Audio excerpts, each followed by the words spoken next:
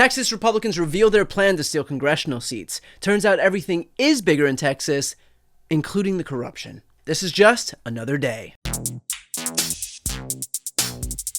If there's one thing that we've learned, it's that when Donald Trump speaks, people listen. Whether he's telling his pedophile pal to stop poaching employees or telling Texas Republicans to help him consolidate his grip on power. President Trump, ever mindful of the very tight House majority Republicans wield, this week basically ordered Texas Republicans to redraw congressional district lines to add GOP seats to the next Congress. That's right. Currently, Republicans have a 7-seat advantage in their congressional delegation, but with the midterms coming up, Trump is leaving nothing to chance when it comes to holding on to a majority. Now, to be fair, once you've been burned by someone telling you they won't get pregnant and then this comes out, you got some trust issues. Which is why Trump recently gave Texas Governor Greg Abbott a call and told him to do something about all of this by finding 5 new seats. And wouldn't you know it, suddenly a special session was called and redistricting was on the agenda. And when Donald Trump was asked about this, here was his answer. Are you calling in for a complete redrawing of the congressional map ahead of next year? Just a very simple redrawing. We pick up 5 seats. Trump isn't even denying it. He's just making it seem like the incredibly rare mid-decade ploy to gerrymander districts for explicit partisan gain is no big deal.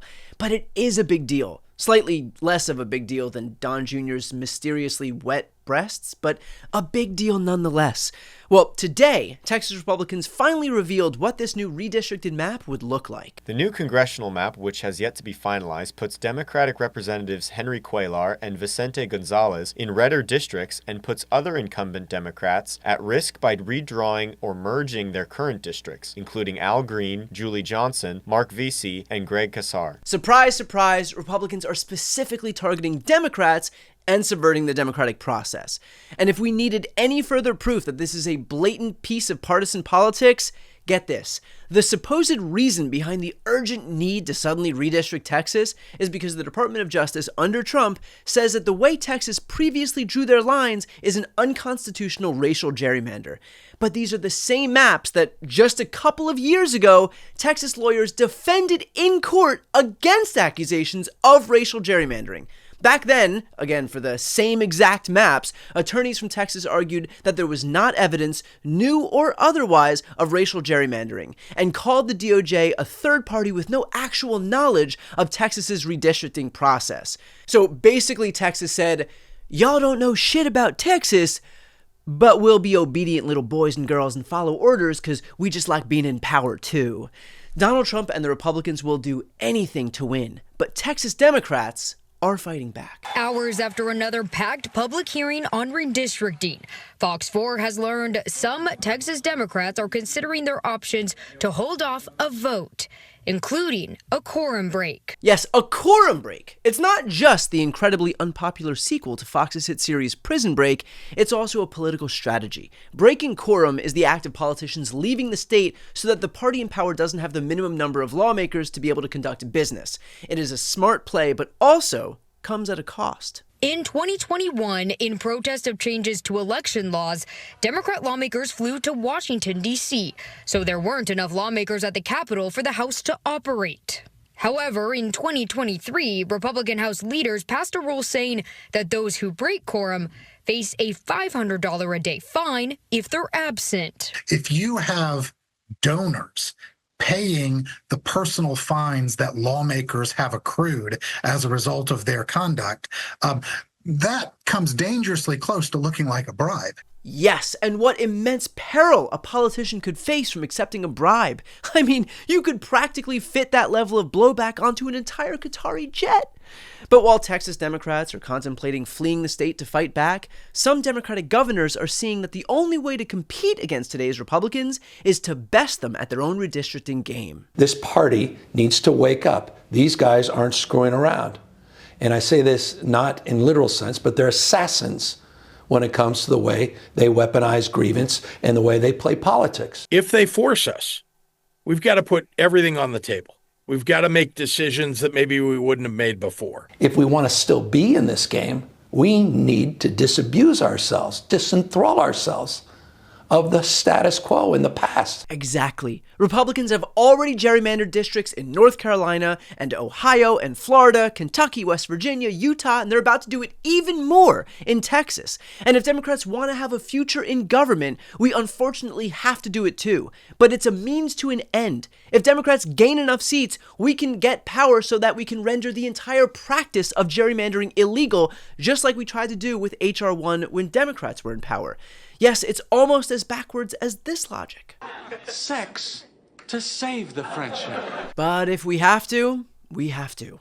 Too often, Democrats get elected and then good government themselves into obscurity. Democrats must acknowledge that we are in a different era of politics. The reality is, just because the logo is the same, that doesn't mean what's inside it is. What used to be a party filled with reasonable moderates willing to reach across the aisle is now one big soup of virus-infested bile, which also happens to be RFK's dream description of a swimming hole. You know, in the past, when politicians on either side were found to be involved in scandalous business dealings, or were attempting to subvert the courts, or were found guilty of sexual assault, or were trying to, protect their child molesting spa patrons, they were rightly ostracized from their party and not nominated to lead it. But that ship has clearly sailed. Republicans have pledged complete fealty to a man that sees zero reward in bipartisan efforts, and the Texas redistricting effort is just the millionth example of exactly that. And speaking of Texas, a quick aside, remember how Donald Trump promised the Republican governor of Texas that Kerr County would get whatever federal assistance they needed after the disastrous floods? Well, sadly, parts of Maryland were also hit with horrific floods in May, but when their Democratic governor requested $15.8 million in FEMA aid, their request was denied, even though the damage exceeded FEMA's threshold for disaster relief. I guess helping them would mean a big hit to next year's birthday parade budget.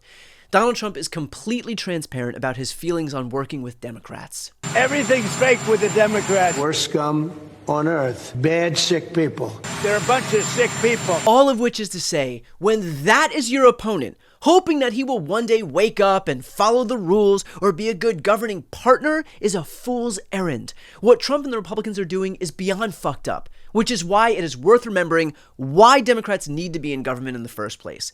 It's not to defend the righteousness of the filibuster or keep intact some vaunted legislative process or even to be professionally photographed deep-throating a corn dog. Democrats are in government to do the things Republicans won't, like providing Americans with health care, protecting women's reproductive rights, combating climate change, passing gun legislation. Americans want action on the issues, not blind protection on our norms and institutions. But to do that, to enact our agenda, we have to be in power.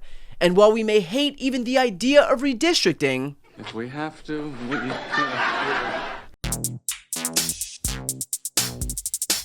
Before you go, if you enjoyed this content and you want to see more and support independent media, please subscribe to this channel. The subscribe button will be right here on the screen. But second, the reality is that we are now in a political environment where this administration can lean on any of the social media platforms to suppress certain voices if they don't like critical coverage. That means my longevity here is in the hands of a few tech billionaires who are already making it clear that they are willing to cater to this administration. To that end, signing up for my newsletter is a way for me to reach you directly if that ever becomes necessary. I'll put the link right here on the screen as well, so please sign up. It's free, but there's also an option to do a paid subscription if you'd like to support me and my team. I really appreciate it. Thanks so much for watching.